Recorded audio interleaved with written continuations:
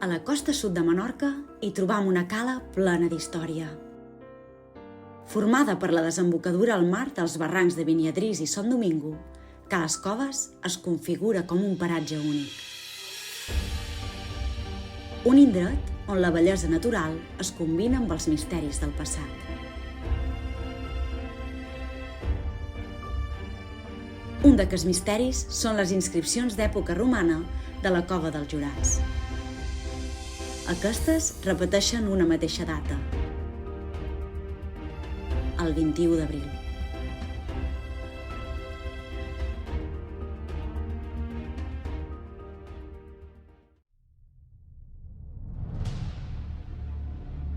Al llarg de la prehistòria i l'època romana, Cales Coves va despertar l'interès dels pobladors menorquins.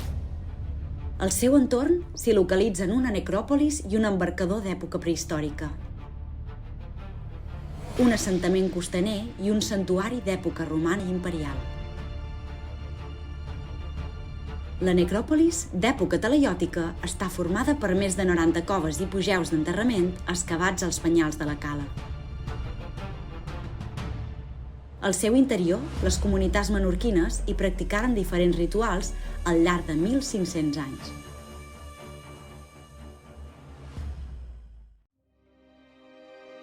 Les excavacions subaquàtiques realitzades a Cales Coves evidencien també l'ús de la cala com a embarcador entre el final de l'època talaiòtica i el segle II després de Crist.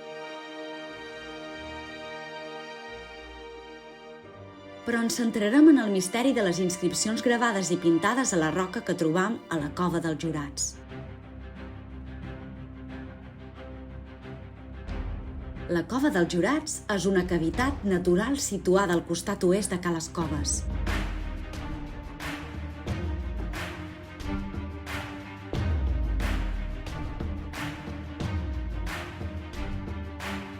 Coneguda també com Cova de l'Església, per les dues capelles interiors que presenta. Actualment disposa de part del sostre esfondrat.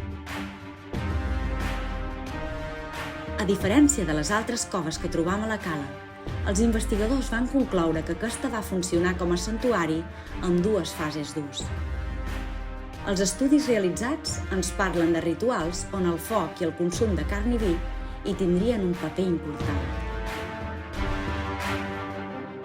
A l'entrada d'aquesta cova trobem un registre singular gravat a la roca.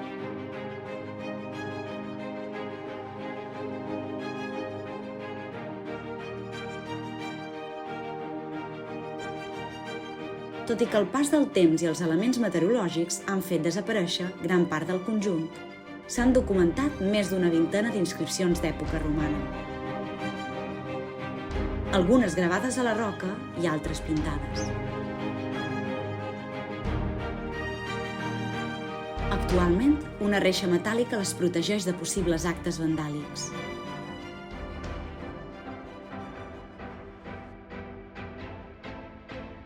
Per tal de preservar-les pel futur, s'han documentat mitjançant 3D per tenir-ne una còpia virtual. Així, els investigadors poden visualitzar les inscripcions des de l'ordinador i distingir lletres que a simple vista no es poden veure.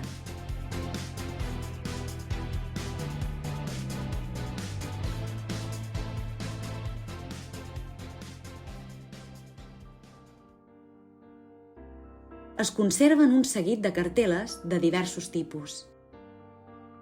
En alguns casos, encara es pot veure la pintura vermella que omplia les lletres. La seva posició a l'entrada de la cova no segueix un ordre cronològic. Sembla que es van fer aprofitant els millors espais del penyal. Hi trobam cartel·les amb nanses laterals, inscripcions emmarcades i altres que simplement van aprofitar els espais buits entre inscripcions més antigues. No ens ha arribat cap inscripció completa, però gràcies als estudis realitzats sabem que cronològicament et situarien entre el segle II i el segle III de la nostra era. Amb quin objectiu es van gravar aquestes inscripcions a l'entrada de la Cova dels Jurats?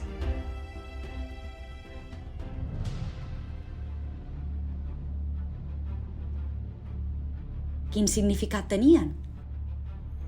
Si analitzem la inscripció més completa, veurem que segueixen una estructura concreta. Primer, hi trobam una datació consular, on s'indica els noms dels cònsols de l'any. Amb aquests noms podem saber quan van fer la inscripció. En aquest cas, es tracta de Marcus Gavius Esquila Gallicanus i Sextus Carminius Vetus, cònsols l'any 150 de la nostra era. Seguit d'aquests noms, hi trobam una data, que es repeteix en totes les inscripcions. 11 calendars maies. Aquesta data correspon al 21 d'abril en el nostre calendari actual. El 21 d'abril era una data molt important pel món romà. Era el dia que es celebrava el Natalis Urbis, és a dir, la fundació de Roma. Després hi trobem la fórmula Hoc Venimus, venim a aquest lloc, seguida de l'abreviatura Aedi, que tant podria referir-se als Adeitui, encarregats del temple, o als Aedils, els governants locals. La inscripció finalitza amb un seguit de noms propis que podrien correspondre als Aedi. Però què es celebra exactament en els Natalis Urbis? El naixement de la ciutat de Roma. Aquesta celebració es va fer coincidir amb l'Espalília, una festivitat en honor de la deessa Pales, deessa dels pastors. El Natalis Urbis era un esdeveniment anual ple de significat. La festa tenia profundes arrels en la llegenda fundacional de Roma, que vincula la creació de la ciutat als germans bessons Ròmul i Rem. La tria de la data, el 21 d'abril, es basava en la llegenda, establint auguris propicis per a la fundació de la ciutat. El fet que a totes les inscripcions que es conserven a l'entrada de la cova dels Jurats aparegui la data del 21 d'abril ens dona la clau per interpretar el conjunt. La commemoració del dia de la fundació de Roma a Menorca ens evidencia la integració de les festes romanes dins les comunitats illenques. Una mostra de la romanització de la petita de les Balears. L'existència de les inscripcions de l'entrada de la cova dels Jurats ens marca l'ús de la cova com a santuari a l'època romana i ens ressalta la rellevància d'aquest indret en el marc cultural i religiós del món romà, connectant la remota Menorca amb les glòries de la capital de l'imperi. Amb els seus penya-segats i aigües blaves, Cales Coves forma part del conjunt de jaciments talaiòtics recentment declarat Patrimoni Mundial de la UNESCO. Es configura com una zona arqueològica de gran valor per la quantitat i la importància dels seus monuments. La cova dels Jurats i les seves inscripcions són un testimoni fràgil que cal preservar.